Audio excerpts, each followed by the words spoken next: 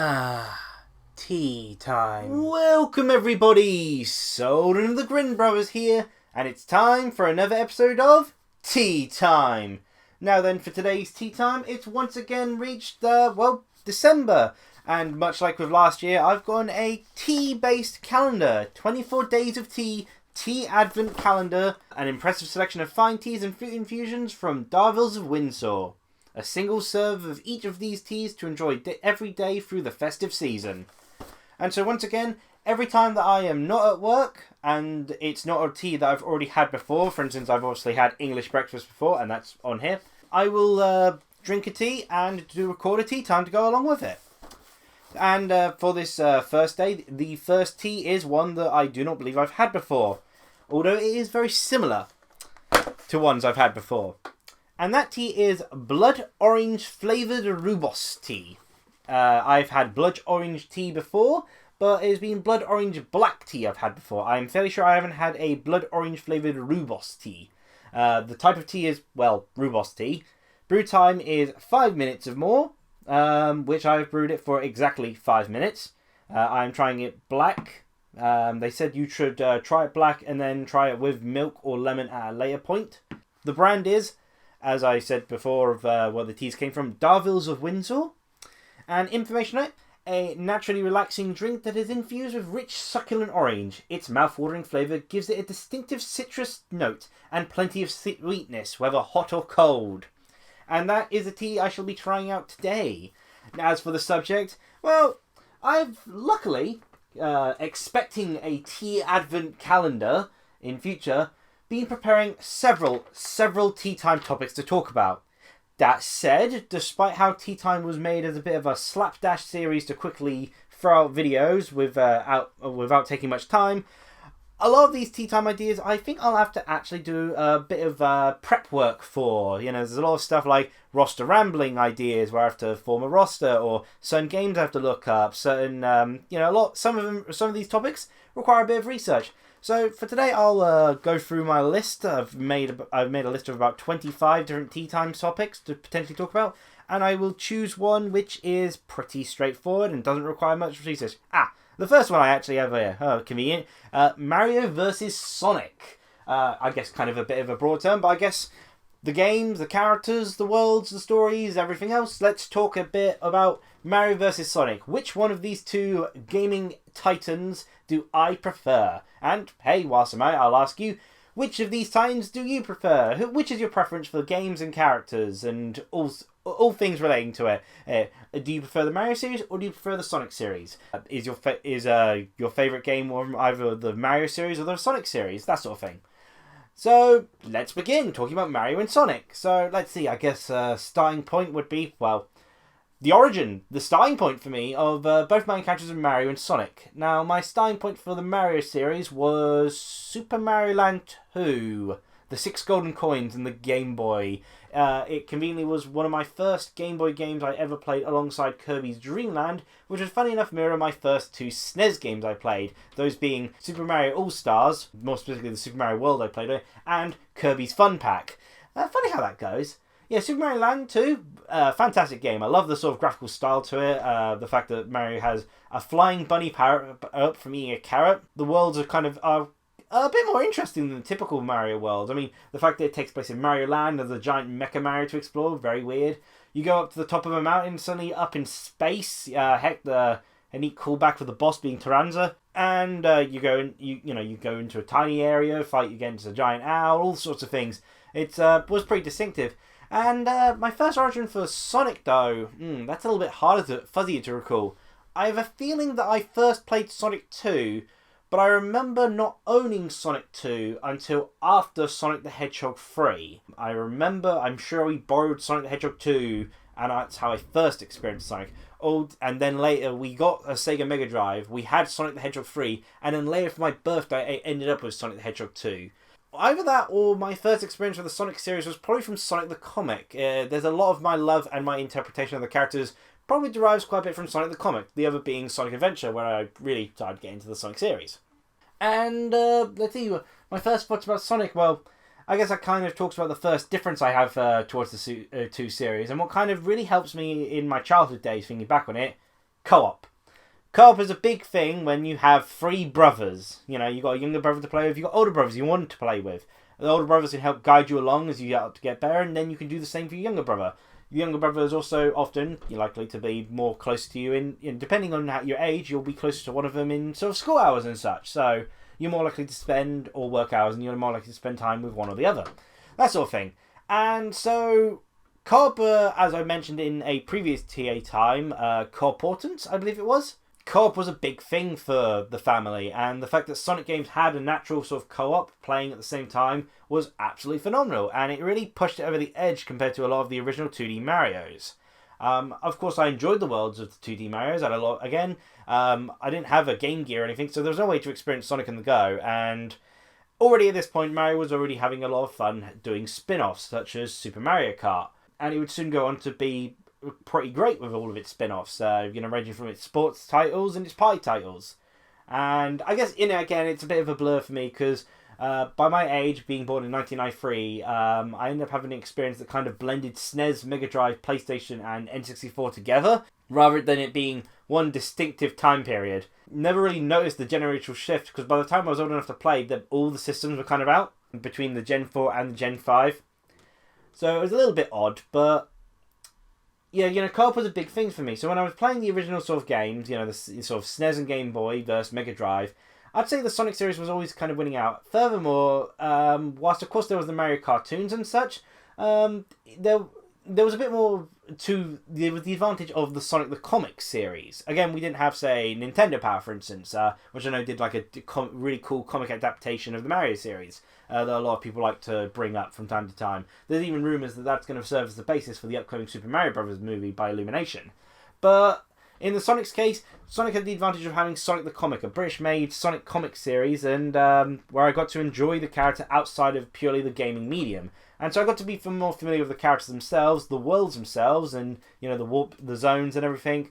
All became a bit more ingrained in my mind than, say, the worlds and such of Mario. Although, of course, there were certain things I did enjoy from the Mario series that the Sonic series lacked. Power-ups, for instance. Sonic series, of course, then had the shields and such, but never as distinctive as the Mario power-ups. Never as cool as being able to gain a Fire Flower.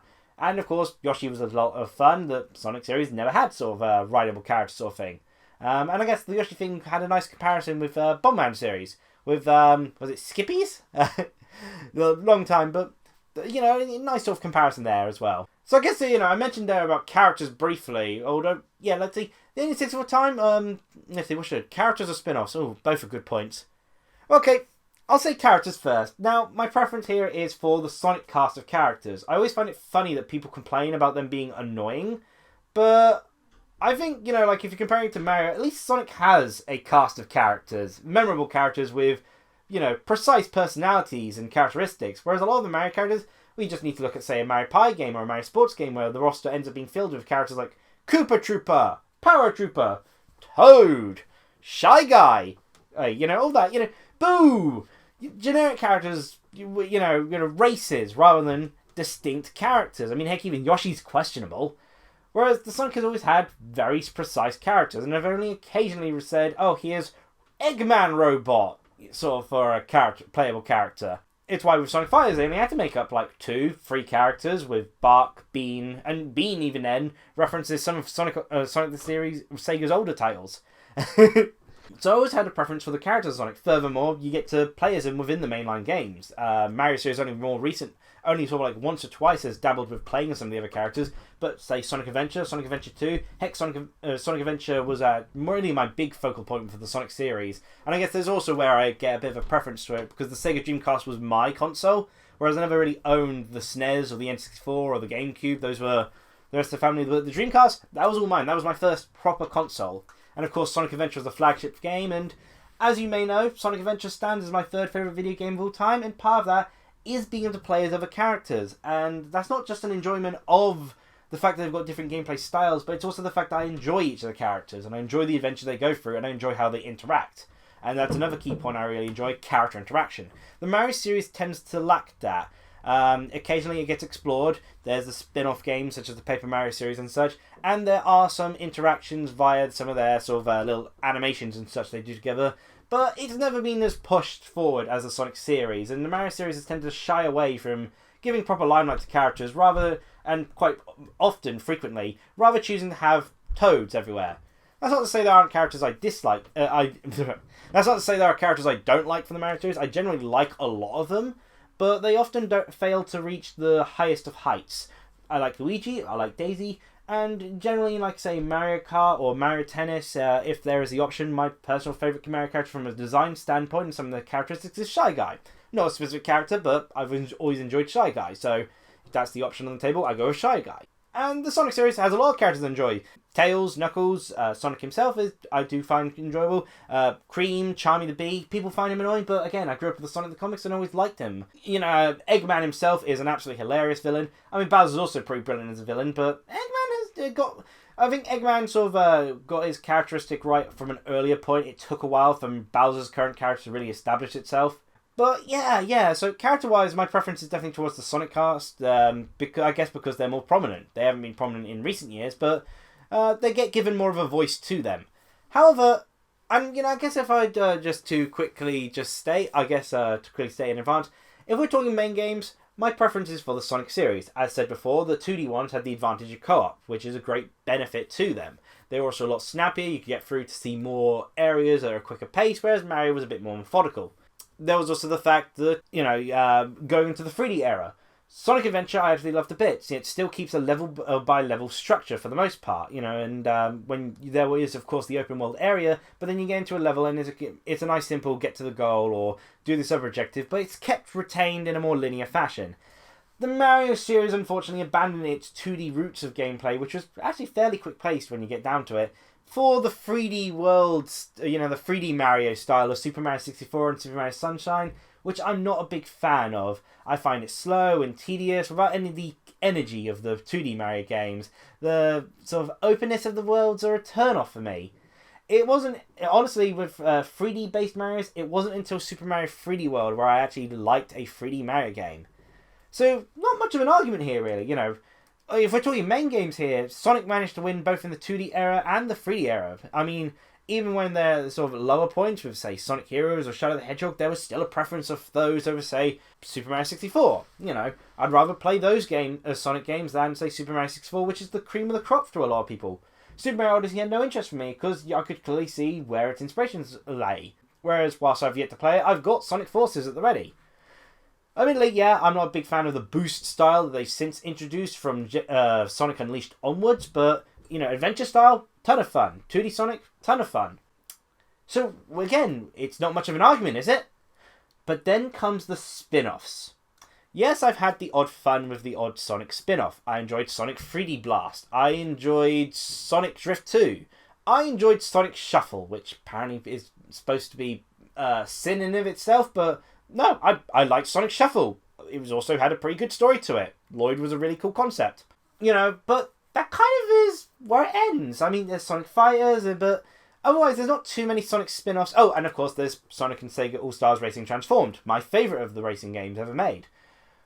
But Mario has a lot more spin-offs and for the most part, a lot better ones. Whilst, as I've said, my preference for the racing game is Sonic and All-Stars Racing Transformed, that doesn't suddenly erase Super Mario Kart Super Circuit, or Super Mario Double Dash from existence, which are still phenomenal racing games with a lot of fun. And of course, there's Mario Tennis and Mario Power Tennis, Mario Strikers Charged, the Mario Pi 1, 3, and 5.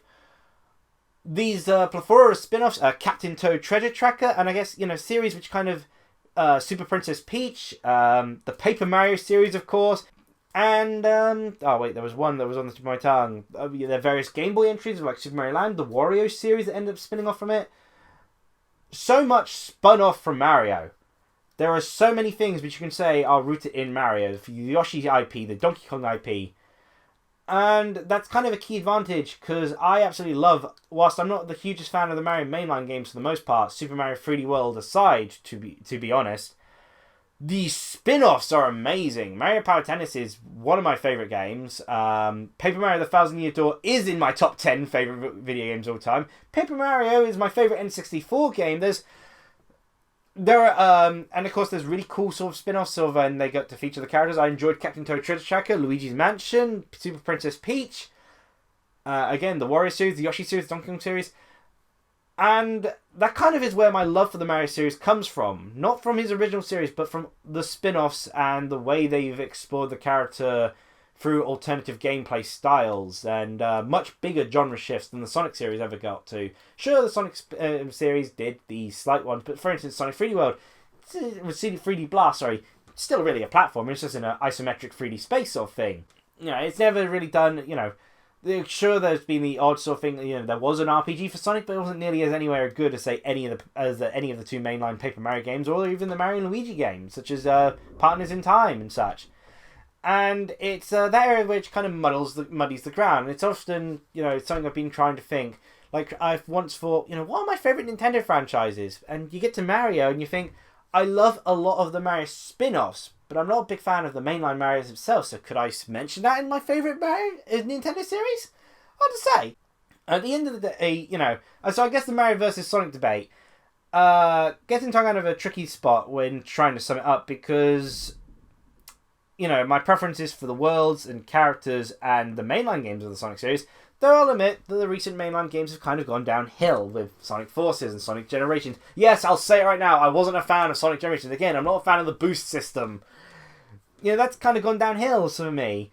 Mario series, admittedly, around the time the Sonic series started failing me, had Super Mario 3D World, which gave me everything I loved about the 2D Marios, made it into 3D, and then added 4-player multiplayer. So that was an odd point in time when my love for the Ivy series was a bit swapped. And of course, the Mario series has its spin-offs, which it manages to dish out a lot more. And in general, these spin-offs have a much higher quality to them than I find the 3D ones. And then, of course, there's a question of, how much of the expanded Mario universe do you take into account?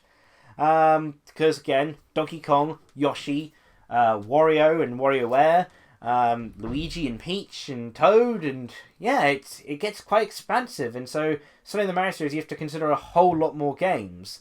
I guess in turn it can be a bit more. With more games, there's more chances of failures, but generally, again, they tend to end up being on the more positive side.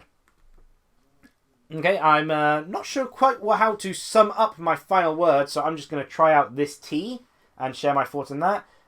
Blood orange flavoured Rooibos tea. Let's go.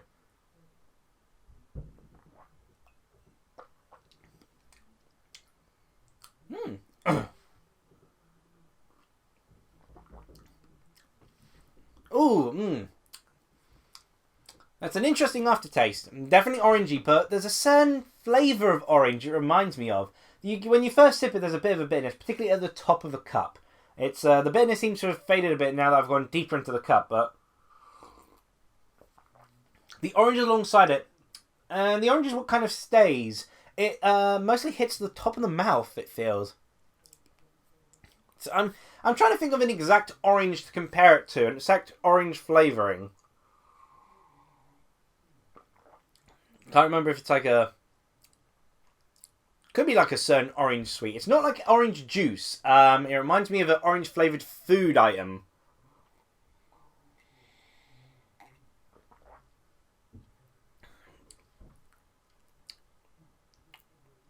Orange Hubba Bubba. That's it. Orange chewing gum. It reminds me of orange chewing gum. The exact kind of orange. Of course you say it's orange flavoured, but it never tastes exactly the same as when you get a normal orange. Yeah, it kind of reminds me more so of, say, orange, sort of Hubba Bubba. The flavour it leaves as you chew it. A little bit dry, oddly enough, but yeah, pretty nice tea. The bitterness kind of goes away a bit too soon, which is a shame, because it goes really nicely alongside the orange. There's a nice sort of smooth citrus taste alongside the little energy boost of a bitter taste. But the bitter taste kind of goes away a bit too quickly. But the orange taste it leaves behind is pretty darn nice. So, yeah, that's my thoughts on blood orange flavoured Rooibos tea. I believe they did mention something about being relaxing, and the way it flows in the mouth definitely makes it feel very soothing. So, yeah, so Mario vs. Sonic, my preference is for the Sonic series, as I pretty much said before, but when spin-offs come into the arena, it gets very hard to say, because there's so many spin-offs that I do enjoy from the Mario series, and of course the expanded Mario universe. Mario Power Tennis is one of my favourite spin-offs. Mario Party 3 is one of my favourite N64 games. I think it just came short of making the honourable mentions. Let's see, Paper Mario The Thousand Year Door is amongst my favourite games. Same with Paper Mario. And Yeah, and of course, the odd mainline game has managed to really leave a mark on me, such as Super Mario Land 2 and Super Mario 3D World. And of course, then there's a lot of the spin-off games. I love the sort of Donkey Kong Country Tropical Freeze and Donkey Kong Country Returns. Yoshi's Island and Yoshi's Story are fantastic. Luigi's Mansion, Super Princess Peach, Captain Toad's Treasure Shack, So, and I feel that when we get down to it, these two have been competing for so long, but they've managed to leave a place in a lot of people's hearts, regardless. Sure, the Mario cast of characters isn't as diverse and doesn't have as much story added to them, and yet they still get plenty of fan art. There's still a world that people like to explore. And sure, the Sonic fandom is divisive, but Sonic, despite all of its downs, many, many, many downs, and all of its bumpy roads it's gone down, it's still cherished, it's still loved, it still has a places in people's hearts. Which is fascinating, that no matter how many times it falls, it manages to rise back up. It manages to keep in our hearts and stay beloved. And yeah, so Mario vs. Sonic, at the end of the day, both are really fun franchises. And at certain points, depending on which installment we're talking about, I'll say I prefer one over the other. Because there are so many installments and they range in quality, because that's going to happen when you have so many installments. I mean, they have easily 10 games. They have probably up to 100 games each. And yet, so of course some of them are going to be downs and some of them are pretty high, and it all depends on the person, really. So then, what are your thoughts? Which do you prefer, the Mario series or the Sonic series? Do you prefer the Mario sort of games or the Sonic games, the Mario characters or the Sonic characters? You can separate each one if you want. Is your favourite game a Mario game, yet your favourite series is Sonic? Is your favourite Sonic game a Sonic one? And then, between the two. And yet your favourite series is Mario. I mean, that can happen. I mean, just because Sonic Adventure is my third favourite video game, doesn't mean that Mario series with the more numerous games couldn't have been able to top it, for all we know, in terms of a more broad series analysis. So, that's kind of an interesting question to ask, in case that's a situation that any of you are in. In any case, I hope you enjoyed this first tea time of my Christmas tea box set once again. Look, yeah, like I said, hope you enjoyed, and cheerio!